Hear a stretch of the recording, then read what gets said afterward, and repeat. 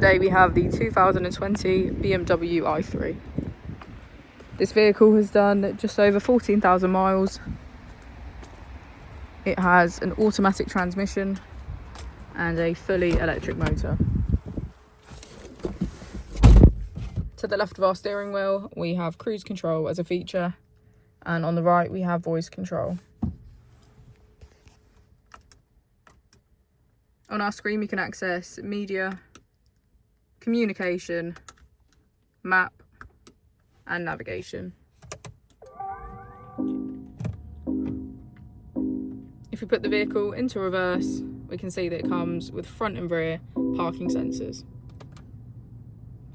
Just below we have our AC with heated seats on either side.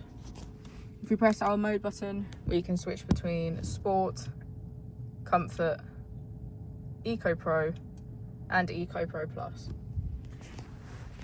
As we go into the back of the vehicle, we can see that we have our sunroof and full cloth interior.